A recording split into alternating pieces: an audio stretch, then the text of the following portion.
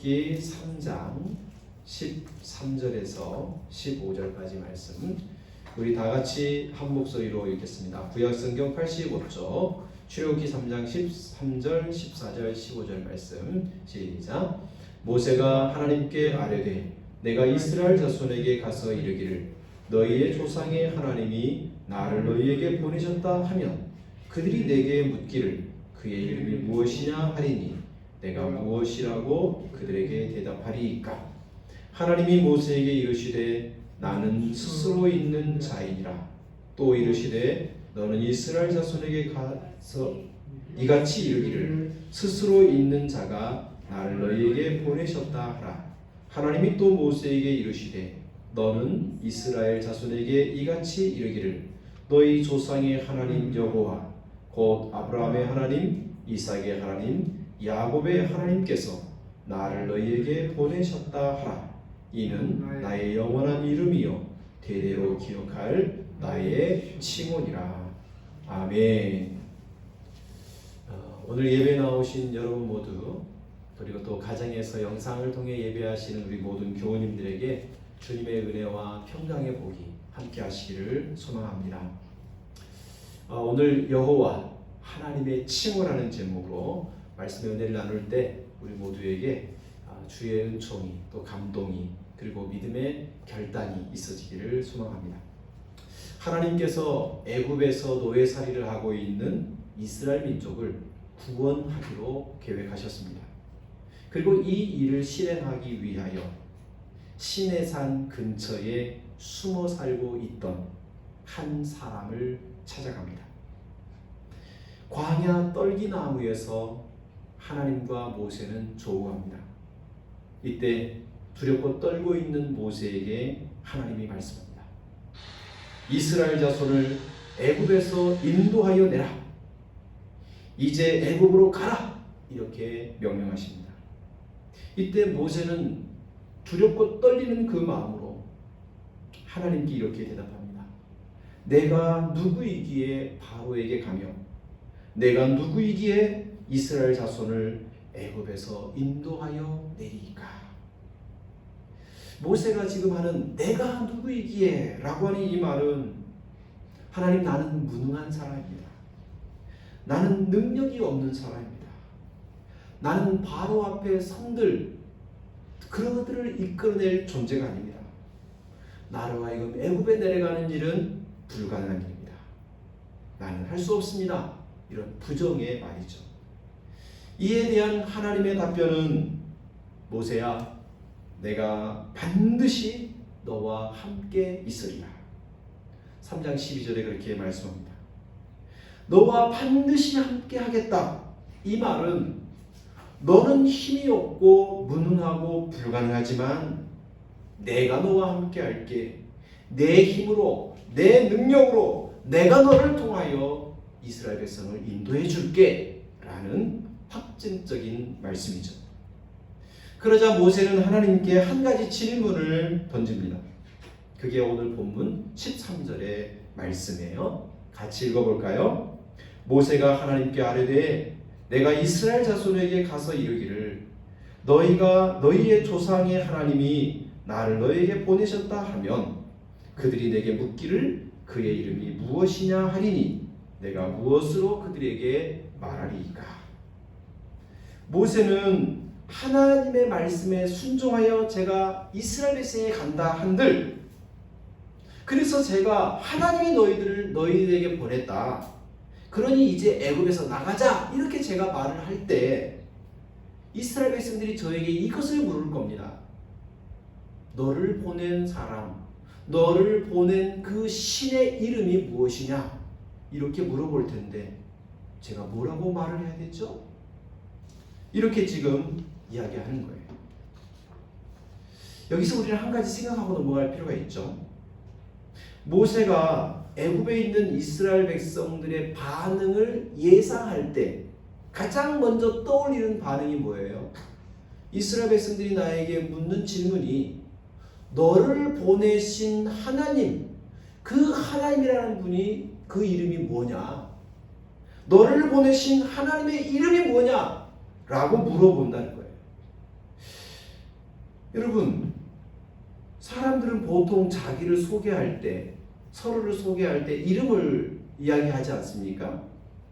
마찬가지로 이스라엘 백성들도 모세를 향하여 너가 하나님으로부터 보냄받았다고 하는데 너를 보낸 하나님의 이름, 너를 보낸 그 신의 이름이 뭐냐고 물어볼 텐데 하나님의 이름을 제가 뭐라고 대답을 해야 되겠습니까? 이렇게 지금 질문하는 거예요. 여러분, 그렇다고 우리는 여기서 질문 하나 더. 모세가 왜 이런 질문을 생각한 걸까요? 왜 이스라엘 백성들이 하나님의 이름을 물어볼 것이라고 예상하셨던 걸까요? 그 이유를 여러 가지로 생각해 볼 수 있겠지만 가장 유력한 것은 이스라엘 백성들이 하나님의 이름을 잊어버린 거예요. 알지 못한 거예요. 예전엔 알았지만 사용하지 않고 그 이름을 부르지 않아서 잊어버린 겁니다. 성경을 보면 사람들은요 하나님의 이름을 알고 있었어요. 창세기 4장 26절에 보면 셋도 아들을 낳고 그의 이름을 에노스라 하였으며 그때에 사람들이 비로소 여호와의 이름을 불렀더라. 사람들이 여호와의 이름을 부르고 외치는 하나님의 이름을 이렇게 외치는 일들이 있었다는 거예요. 또한 성경을 계속해서 보면 창세기를 보면 믿음의 조상 이스라엘의 조상들도 여호와 하나님의 이름을 알고 있었고 그 하나님의 이름 여호와를 부르고 외쳤습니다. 아브라함은요 그가 그곳에서 여호와의 제단을 쌓고 여호와의 이름을 불렀더라. 창세기 26장에 보면 이삭도 그곳에 단을 쌓아 여호와의 이름을 부르고 거기 장막을 쳤더라. 야곱도 베델에서 하나님을 만난 다음에 뭐라고 고백하냐면 여호와께서 과연 여기 계셨건을 내가 알지 못했구나. 그러면서 야복강에서 하나님께 이름을 다시금 부르며 자신을 축복해달라고 요청합니다. 이 야곱의 아내들 레아도 라헬도 하나님의 이름이 여호와인 줄 알고 그 여호와께 찬송하고 여호와께 간구했음을 우리는 성경을 통해 알 수 있어요. 이처럼 믿음의 조상 아브라함, 이삭, 야곱 그의 가족들은요 하나님의 이름이 여호와인 줄 알았고 그 여호와의 이름을 부르고 외치고 간구하고 찬송하기도 했습니다. 그런데 이상하게도 이 야곱의 이후의 이야기를 성경을 쭉 살펴보면 야곱부터서 모세에 이르기까지 이스라엘 백성들 중에는 여호와의 이름을 부른 이가 없어요. 요셉도 여호와와 동행했고 여호와로부터 은혜를 입었다고 성경은 기록되어 있어요. 그런데 직접적으로 요셉이 여호와를 부르며 여호와를 찾는 내용은 나오지 않습니다. 이것이 무엇을 의미하는 걸까요? 요셉 이후로 애굽으로 이주하여 내려간 이스라엘 백성들이 그의 조상들이 부르던 하나님의 이름 여호와를 잊어버린 것입니다. 애굽에 살면서 애굽의 종교, 애굽의 신, 애굽의 문화에 익숙해져서 하나님의 이름을 찾지 않은 거예요. 그들이 지긋지긋한 노예 살이를 하면서도 애굽 사람들의 종교와 문화에 서서히 익숙해지고 물들어갔기 때문이죠. 우리 흔히 하는 말로 욕하면서 배운다라는 말이 있습니다. 처음에는 싫어하죠. 욕합니다. 그러나 자신도 모르게 그들과 함께 있으면서 배우고 익숙해져 가는 거예요. 이것이 세상에 사는 사람들의 대부분의 모습이죠. 하나님께서 택하신 이스라엘 백성들이 하나님의 이름을 잊어버렸다는 것은 하나님에 대한 믿음이 시들해지고 신앙이 점점점 엷어졌다는 말이겠죠. 더불어서 세상의 정신과 세상의 가치, 세상의 문화에 익숙해져서 믿음으로 생각하고 신앙으로 살아가기보다는 세상의 방식, 세상의 흐름에 그렇게 떠밀려 살았음을 의미하는 겁니다. 쉽게 말하면 하나님과의 관계가 점점 단절되고 약해진 거예요. 하나님께 영광을 돌려야지, 라고 하는 인생의 목표가 사라지고 되는 대로 살아가기 시작하는 거죠. 이렇게 하나님을 잊어버린 이스라엘 백성들에게 모세는 다시 하나님이 누구인지, 하나님이 어떤 분인지, 하나님의 계획이 무엇인지, 그분이 지금 무슨 일을 하고자 하는지를 설명하고 설득하여, 그래서 하나님의 인도를 따라 애굽에서 나가자! 이렇게 말하기 위해서 첫 번째 알아야 되는 것이 하나님의 이름, 그것을 알아야 했던 거예요. 만약 이스라엘 백성들이 하나님이 누구냐? 하나님의 이름이 무엇이냐라고 모세에게 물었을 때 모세가 합당한 대답을 하지 못하면 이스라엘을 애굽에서 끌어내려고 하는 이런 모세의 설득과 하나님의 계획은 무의미하게 되어버리는 거죠. 그래서 모세는 첫 번째로 하나님께 묻는 거예요. 하나님, 하나님의 이름이 무엇입니까? 제가 이스라엘 백성들에게 하나님이 어떤 분인지, 하나님의 이름이 뭔지 뭐라고 말을 해야 되겠습니까? 이 모세의 질문에 대해서 하나님은 스스로 자신의 이름을 알려주십니다.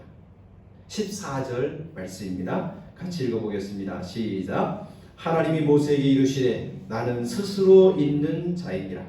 또 이르시되 너는 이스라엘 자손에게 이같이 이르기를 스스로 있는 자가 나를 너희에게 보내셨다 하라. 모세는 이름을 물었는데 하나님은 스스로 있는 자라고 답을 하셔요. 왠지 동문서답 같이 느껴집니다. 그런데 나는 스스로 있는 자라는 이 말은 단순히 하나님의 이름을 넘어서 하나님의 존재, 하나님의 본성, 그분의 성품이 무엇인지를 알려주는 매우 중요한 정보가 됩니다. 올해 초에 생을 마감한 레리 킹이라는 사람이 있습니다. 미국 텔레비전과 라디오 진행자였고 토크쇼의 왕이라고 불리는 이 레리 킹이 대화의 법칙이라고 하는 책을 썼는데 지금 저 영상은 아니에요. 예. 그가 대화의 법칙 속에 이런 말을 했습니다. 자신을 소개할 때 자신의 특징을 이야기하지 말고 장점을 이야기하라라고 말했어요. 특징을 소개하는 것은 과거의 행적을 알리는 것이지만 장점을 이야기하는 것은 과거를 넘어 미래까지도 보여주는 효과가 있다라고 레리 킹은 이야기했어요. 그러니까 여러분, 이 하나님이 나는 스스로 있는 자다 이 말은 단순한 이름이 아니라 하나님의 성품, 존재, 하나님의 일, 하나님의 역사, 그것을 들려주는 매우 중요한 아주 포괄적인 의미를 담고 있는 이름인 것입니다. 여러분, 우리나라 사람들은 대부분 이름이 세 글자 정도 돼 있죠. 이 세 글자는 두 가지를 의미합니다. 첫 번째는 성, 그들의 조상이 어떤 계보인지를 아주 조금 알려주는 성이 있고, 그 다음에 뒤에 이름이 붙어 있죠. 자기 개인의 고유한 명사로서 이렇게 소개됩니다. 근데 러시아 사람들은 이름을 주로 세 개의 단어로 쓰여지는데 그 세 개의 단어는 단순한 단어가 아니고 첫 번째는 자신의 이름이 뭔지를 이야기해주고 두 번째 단어는 아버지의 이름을 사용하고요. 그리고 세 번째는 가문의 이름을 붙여서 이렇게 의미를 담고 있어요. 그래서 그 사람의 이름을 들으면 그 개인의 고유한 이름이 뭐고 아버지의 이름이 누구며 그가 어떤 가문 사람인지까지를 알 수 있는, 그래서 이름 속에 많은 정보를 전달해주고 있다는 거예요. 이 사진 하나 보내줄 텐데 이 분은 영국의 돈 맥마너스라고 하는 아주머니입니다. 근데 이분의 우리 본명은 돈 맥마너스인데 이분이 이름을 개명을 했어요. 근데 그 이름을 보니까 무려 161개의 단어로 기록되어 있는 이름으로 바꿨습니다. 왜 이렇게 당신 이름을 이렇게 길게 바꿨습니까? 물었더니 자신의 이름에 담겨있는 의미를 설명하는 거예요. 자신은 레드 드림이라고 하는 자선 단체를 운영하고 있는데 이 자선 단체를 홍보하기 위해서 이 단체를 후원해 준 사람들의 이름을 다 자신의 이름을 썼다는 거예요. 그래서 자신의 이 레드 드림이라고 하는 이 단체를 홍보할 뿐만 아니라 이 단체를 후원해 준 사람들의 정성과 이 단체가 출범하기까지 헌신했던 사람들의 이름을 계속 기억하고자 이렇게 긴 이름을 자신의 이름으로 바꿨다는 겁니다. 그러고 보면 이 이름을 볼 때 이 이름은 단순한 이름이 아니라 의미와 내용, 그 가치가 달라지는 거죠.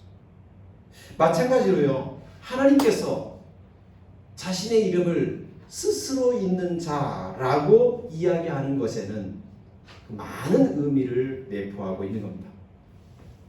여러분, 우리말 성경으로 스스로 있는 자라고 이렇게 번역을 했는데 이 스스로 있는 자에 해당하는 히브리어 단어는 이겁니다. 히브리어 자음으로 따지면 YHWH라고 하는 자음으로 구성되어 있어요. 유대인들은 하나님의 이름이 너무나도 귀하기 때문에 이 이름을 함부로 부르지 않기로 결정을 했어요. 그래서 이 이름을 부르기보다는 이 자음을 다른 말로 부르기 시작했습니다. 주님이라는 뜻의 아도나이라고 부르기 시작했어요. 그래서 히브리 자음 또 YHWH가 나오면 그 단어를 아도나이 이렇게 대체해서 불러버렸어요. 그러다 보니까 히브리 자음 스스로 있는 자의 고유한 음가를 오랫동안 사용하지 않다 보니 잃어버린 것입니다. 그래서 훗날 유대인들이 원래 히브리 이 단어에는 모음이 없었거든요. 그래서 유대인들이 좀 편리상 모음을 만들면서 아도나이의 모음을 이 YHWH에 첨가하여서 부르게 됐는데 그 유사한 발음으로 예상되는 것이 야훼입니다. 그래서 이 야훼라고 하는 추정되는 음가를 영어권에서는 제호바라고 발음했고 그것을 한문으로 그리고 우리 한글로 번역하는 과정 속에서 이 야훼가 여호와로 음역 표기되게 된 것입니다. 그래서 우리 한국에서는 대부분 여호와로 이 하나님의 고유한 이름으로 이제 표기가 되고 있고 앞으로도 특별한 경우를 제외하고는 여호와, 이것이 여호와의 이름, 이 YHWH가 가진 음가로 우리는 사용하게 될 것입니다. 하나님께서 모세에게 알려준 이름은 바로 스스로 있는 자인데 이 음가 바로 여호와였습니다. 그래서 우리말 성경에 여호와 이거를 스스로 있는 자 이렇게 번역을 한 거죠. 그런데 이 번역에 대해서 성경학자들이 대부분 동의하면서도 조금씩 다르게 번역을 하기도 합니다. 홀로 존재하는 자, 누구의 구속도 받지 않는 자, 그 존재를 있는 그대로 지키는 자, 이렇게 번역하기도 하고, 다른 분들은 그는 늘 계신다, 그가 계신다 라고 해석하기도 합니다. 이 늘 계시는 자, 이걸 좀 더 풀어보면 그는 늘 거기 계시는 분, 그분은 늘 나와 항상 함께 있는 분이라는 뜻이죠. 그래서 12절 말씀에 보면 하나님께서 모세에게, 두렵고 떨고 있는 모세에게 하신 약속이 뭐냐면 내가 반드시 너와 함께 있으리라, 이렇게 말씀하신 걸 보면 늘 계시는 분, 늘 나와 함께 계시는 분이라는 의미도 틀린 의미는 아닌 것 같습니다. 이런 맥락에서 볼 때에 예수님께서 승천하시며 우리에게 남겨놓으신 마지막 말씀이 떠오릅니다. 세상 끝날까지 너희와 항상 함께 있으리라. 여러분, 이 말은 왠지 예수님께서 하나님의 이름으로 다가오시는 것처럼 느껴집니다. 특히 요한복음에 보면 예수님께서는 이 헬라어 말로 에고 에이미라고 하는 단어를 써서 자신이 어떤 분인지를 소개하시는 내용이 많이 나옵니다. 나는 생명의 떡이다. 나는 세상의 빛이다. 나는 양의 문이다. 나는 선한 목자다.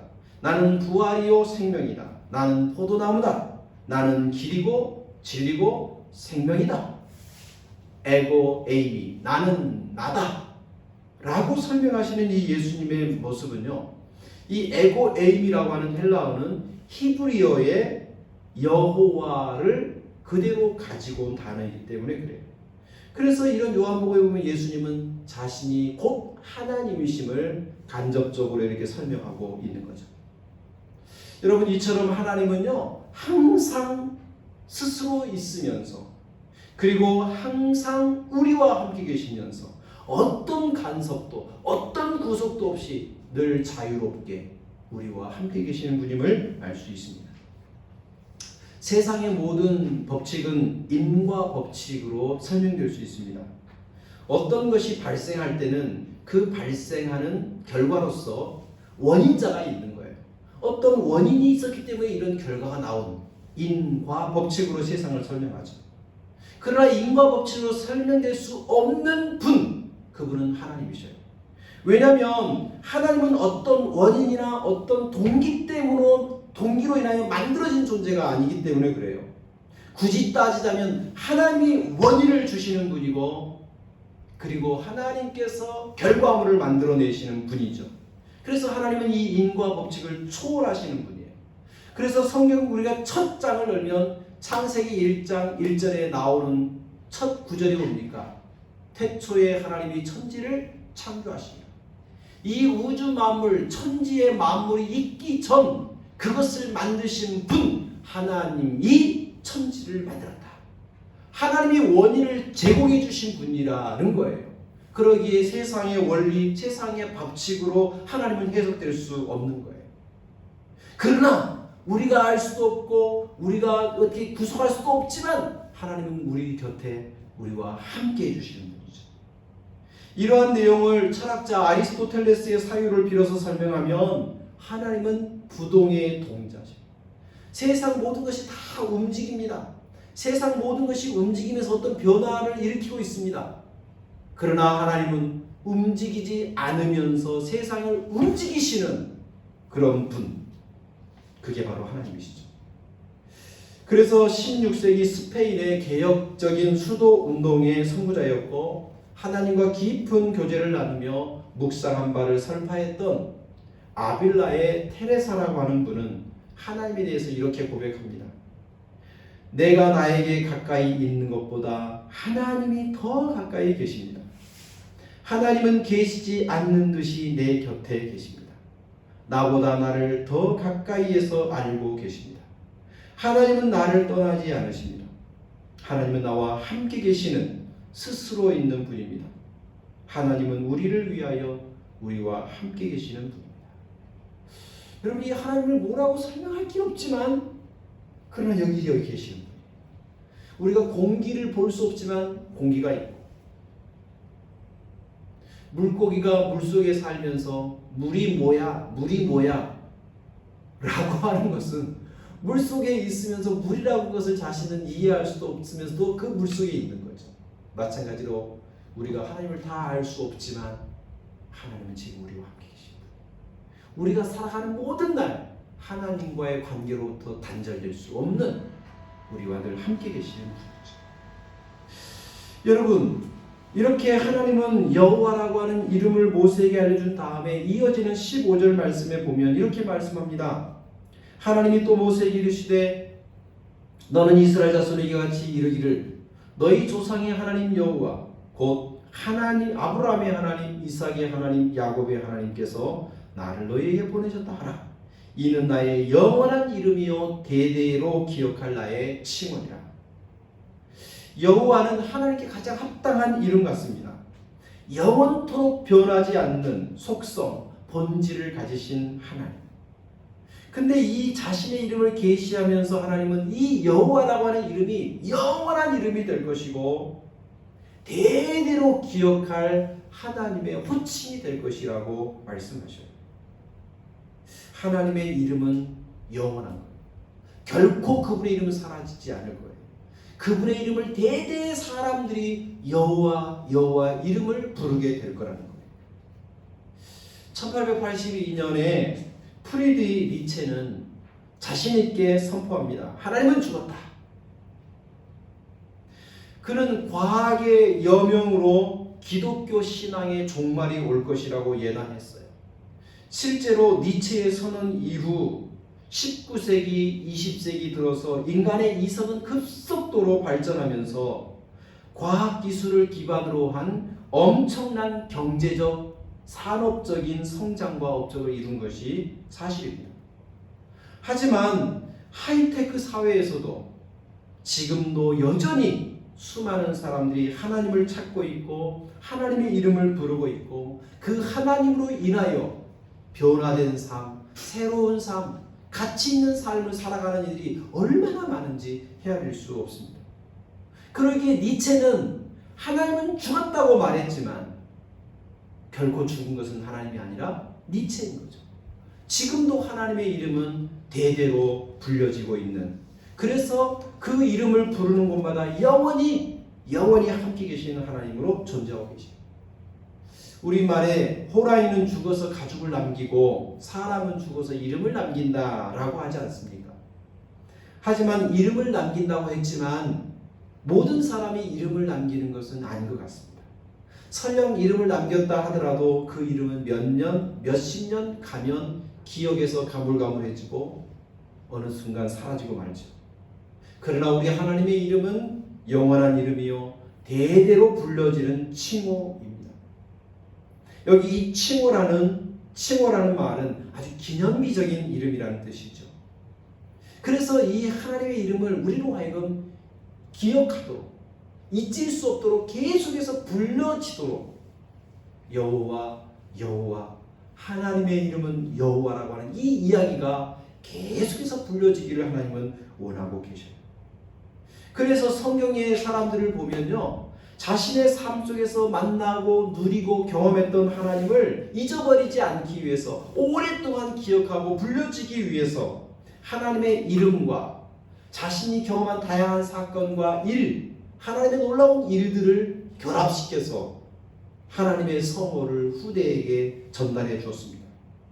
여호와 칠케누, 의가 되시는 하나님, 여호와 마카데시, 성별되게 하시는 하나님, 여호와 샬롬, 여호와 샴마, 여호와 로페, 여호와 이레, 여호와 니시, 여호와 로이, 이러면서 하나님의 이름을, 자신의 삶을 통하여 경험한 그 이름을 후대에 전하고 또 전해주고 있는 거죠. 여러분, 그렇다면 오늘 우리도 그 여호와의 이름을 후대에 전해주고 후대에 불려주도록 하기 위해서 우리도 그 여호와 하나님의 이름을 불러야 되겠죠. 어떻게 불러야 되겠습니까? 우리 주님께서는 기도를 이렇게 가르쳐 주시면서 그 기도를 이렇게 시작하시죠. 하늘에 계신 우리 아버지. 하나님이 누구예요? 아버지. 여호와는 누구예요? 네, 아버지. 우리 예수님도 그 하나님의 이름을 아버지로 소개해 주고 있어요. 그러면서 우리에게 그 아버지 되시는 여호와의 이름이 거룩히 여김을 받으십시오라고 우리로 하여금 기도하게 하는 거예요. 여러분, 우리가 무언가를 기도한다는 것은 무슨 의미가 있습니까? 그렇게 추구하는 거죠. 그렇게 기도한다는 것은 그렇게 살기를 원하고 그 일이 이루어지기를 갈망하는 거죠. 그렇다면 당연히 여호와의 이름이 거룩히 여김을 받으십시오라고 기도한다는 것은 우리가 매일매일 내가 하나님의 이름을 거룩하게 만드는 것이 내 삶의 목적이지, 내 삶을 통하여 하나님의 이름이 거룩해지고 그 아버지 이름이 더욱더 영화롭게 되게 해줘야지, 그것이 목적이 되는 것이죠. 그렇다면 우리의 삶을 통하여 거룩하신 하나님의 이름, 아버지 되신 여호와의 이름이 거룩히 여김어지도록 그렇게 불려지게 하려면 어떻게 하면 될까요? 우리가 찬송하고 우리가 또 기도할 때 아버지 이름이 거룩해지십시오라고 노래하고 말한다고 저절로 되는 건 아닌 것 같습니다. 여호와의 이름을 대대로 칭송받는 이름으로 되게 하기 위한 우리의 가장 구체적인 방법은 바로 우리의 이름을 세상에서 귀한 이름으로 만들어가는 거예요. 누군가 나의 이름을 부를 때 나의 이름을 통하여 내가 보여줬던 하나님의 사랑, 내가 풍겨줬던 하나님의 향기가 동시에 전파되도록 하는 것이죠. 그리고 나의 이름을 존귀하고 아름답게 귀하게 만든 사람이 하나님의 이름을 영어롭게 하는 것이 되는 거죠. 미국 남북 전쟁 때에 프레드릭버그라고 하는 전투가 있었다고 합니다. 이건 남북 전쟁 중에 아주 치열한 전투였고 수많은 부상자들이 생겼던 아주 끔찍한 전투였다고 해요. 지금은 미사일을 날리고 폭탄을 날리긴 하지만 당시 전쟁 때는 육탄전이죠. 그래서 서로 가까운 거리에서 총으로 쏘고 칼로 찌르며 그 수많은 부상자들이 생겨나요. 그러고 나면 1시간 격돌하고 나면 뒤로 빠지면서 그 중간에 부상자들이 가득히 쌓이는 거죠. 이때 북군의 한 병사가 물통을 들고 부상자들이 있는 곳으로 뛰어나갔다고 합니다. 지친 몸, 자신의 몸도 보살피기 어려운 상황에 부상자들을 살리고자 북군의 병사가 물통을 들고 부상자들에게 뛰어간 거예요. 이것을 본 남군이 사격을 하기 시작합니다. 부상자들에게 물을 마시며 어쨌든 그를 살려보려고 하는 이 북군의 그 모습을 보면서 남군의 장교가 사격 중지를 명령해요. 그리고 나서 묻습니다. 너의 이름이 무엇이냐? 너의 이름이 무엇인지 이름을 알려달라. 용기 있는 북군의 이름을 기억하고 싶었던 거겠죠. 그때 이 용감한 군인 한 사람은 한마디 남겼습니다. I am Christian.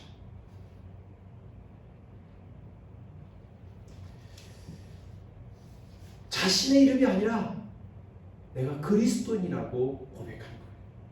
이 무명한 이 군인은 이름을 지금도 알 수 없지만 그의 삶을 통하여 아름다운 이름이 전파됐어요. 크리스천. 여러분, 지금 오늘 우리 사회의 그리스도인 크리스천 이름이 존귀한 이름으로 불려지고 있습니까? 이 세상에서 교회가 희망이 되고 소망이 되고 사람에게 감동이 되고 울림이 되는 이름, 교회, 그렇게 사용되고 있을까요? 나는 크리스천입니다 라고 말하는 혹 사람이 있을 때 그 말의 진정성을 얼마나 가치 있게 받아들여지고 있을까요? 과연 우리 사회에서 나는 크리스천입니다 라고 고백할 때 사람들이 하나님의 이름이 느껴지고 하나님을 영화롭게 할 그런 거룩한 감동이 그 말 속에 지금 느껴집니까? 사랑하는 교회 여러분, 하나님의 이름을 대대히 기억하고 호칭이 되게 하려면 우리의 이름이 사람들에게 향기가 되고 기쁨이 되고 자랑이 될 수 있는 이름이 되어야 할 것입니다. 이 한 주간 우리의 이름은 곧 하나님의 이름을 대신하는 것임을 기억하며 그리스도인으로서 언제 어디서나 하나님의 이름을 대리한 자들로 살기를 힘썼으면 좋겠습니다. 우리에게 주어진 삶의 한 구석을 빛과 소금으로 우리가 역할로서 감당해 봅시다. 그렇게 한 걸음 한 걸음 매일매일 부족하고 연약하지만 그래도 나의 이름을 때문에 하나님의 이름이 조금이라도 더 귀한 이름이 되기를 힘쓰고 그렇게 되도록 노력해 간다면 최소한 내 가정에서 최소한 내 옆에 동지들은 나를 통하여 하나님의 이름을 귀한 이름으로 여겨주지 않을까요? 우리 그런 믿음으로 이 한 주간 믿음으로 살아갑시다. 기도하겠습니다. 하나님 감사합니다. 하나님의 이름은 여호와, 하나님의 이름은 여호와, 스스로 있는 자였습니다. 하나님은 우리 옆에 늘 계신 분이었습니다. 우리가 어떻게 사느냐에 따라 내 옆에 계시는 하나님의 이름이 존귀하게도 되고, 내가 어떻게 사느냐에 따라 하나님의 이름이 사람들에게 무시당할 수도 있다는 사실을 기억합니다.